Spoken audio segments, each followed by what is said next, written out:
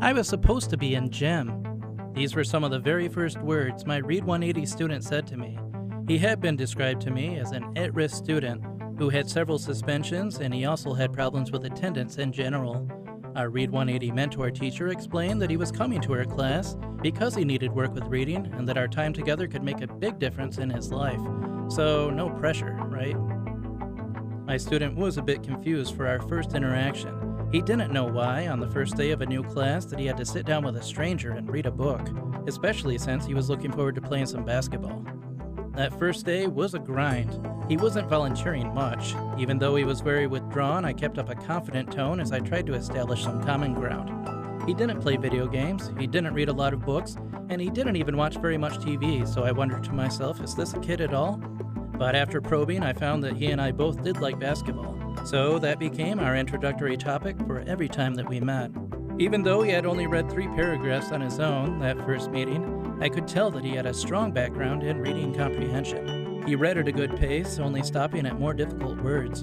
And perhaps just as importantly, I noticed that my student had an almost automatic habit of asking, "What's that word mean?"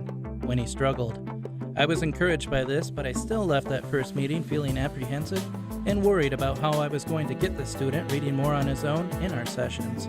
I didn't see him again until 3 weeks later.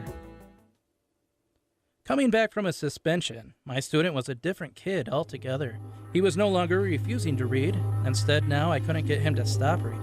That first day back, we worked with double entry diaries, and after finally getting him to put the book down, he was making his own connections with little to no prompting from me.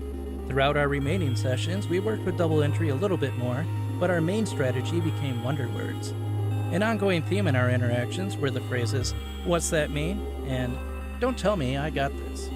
Because he was so intrinsically motivated to take on unfamiliar words and quick to ask when he couldn't make them out, I wanted to capitalize on this strength, and this effort was quickly rewarded.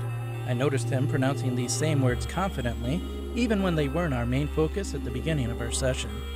The final reward came near the end of our interactions when my learner announced that he had started reading a book on his own at home.